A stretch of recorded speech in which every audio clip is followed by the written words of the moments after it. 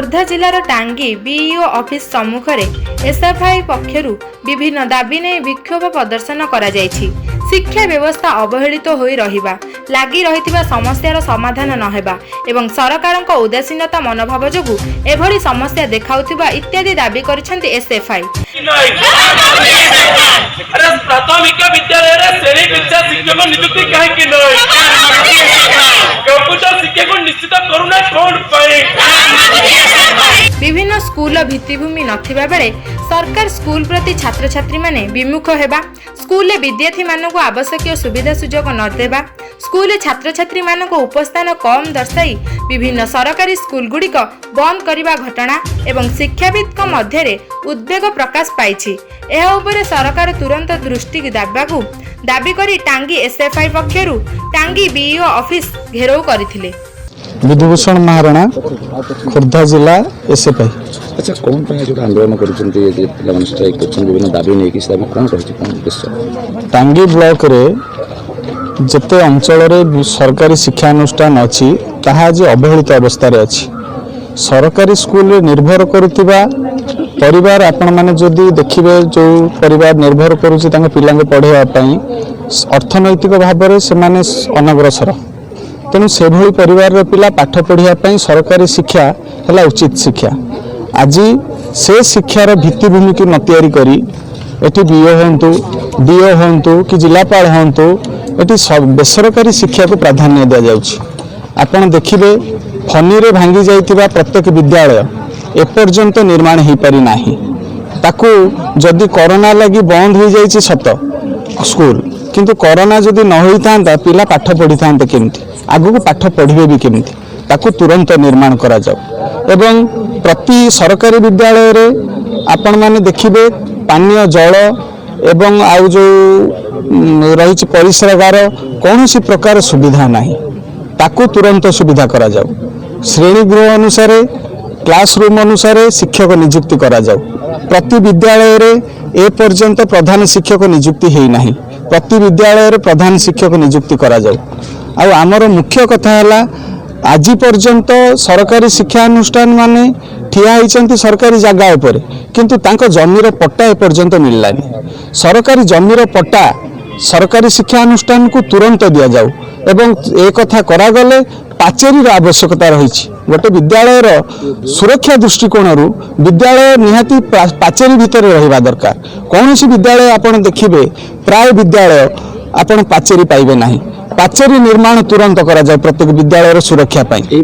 दाबी कि नहीं आज राजस्थ आज्ञा यही सब दाबी कि नहीं कि आम बीओ महोदय को लेखिकी देइथिलु। आज आसी जतले आंदोलन में पहुंचलु बीओ महोदय एठी नाहांती।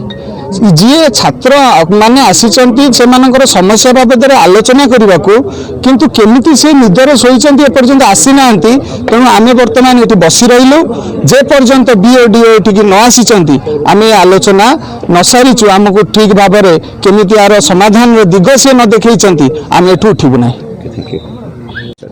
गिरीश महाना, पूर्वतन छात्र नेता, खोर्धा जिला। अच्छा, कौन एमती समस्या आसिला जदर कि आज छात्र माने आंदोलन पन्था आपणे नेले?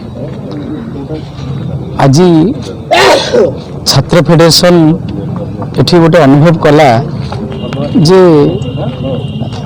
टांगी ब्लॉक भितरे अनेक स्कूल गुड़िक बर्तमान मर्ज करुछि, जोठी कि से स्कूल गुड़िकर मध्य ग्रामवासी एवं अभिभावक मान मध्य आंदोलन देखा देउछि।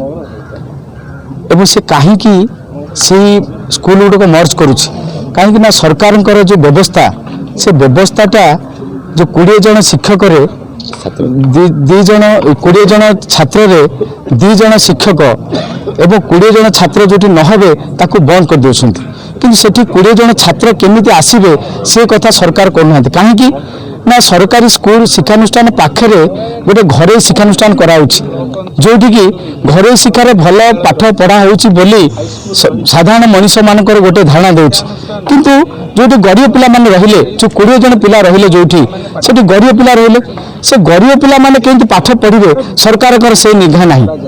तेणु से कथा एवं एटी अनेक स्कूल रही जो स्कूल निजस्व पट्टा नहीं से पट्टा दरकार एवं तार पाचेरी दरकार सेठी पानी व्यवस्था दरकार सेठी पाइखानार व्यवस्था दरकार सेठी बुक बैंक दरकार सेठी लाइब्रेरी दरकार सेठी कंप्यूटर आमे देखिचु जेते हाई स्कूल अच्छी सेठी किछि हाई स्कूल रे छाड़ीदेले आ अनेक हाई स्कूल रे कंप्यूटर अच्छी किंतु कंप्यूटर शिक्षक नहांती जोठी की जोठी विभिन्न समस्या लगी रही ए संपर्क में आप लिखित भाव बीओ कार्यालय दाखल करते समस्या को दाखल कला आज पुणी कौन आंदोलन पथ अपनाइले यही सब समस्या संपर्क में आमे बीओ को आमे देइथिलु बीओ को देला परे आमे लिखिथिलु जे 15 दिन भीतर जदि यार समस्या समाधान न होए ताहले आमे आंदोलनात्मक कार्यक्रम ग्रहण करिबु किंतु सेतेबेले सरकार सेतेबेले बीओ हमको बेखातिर कले एवं ताकू कौनसी प्रकार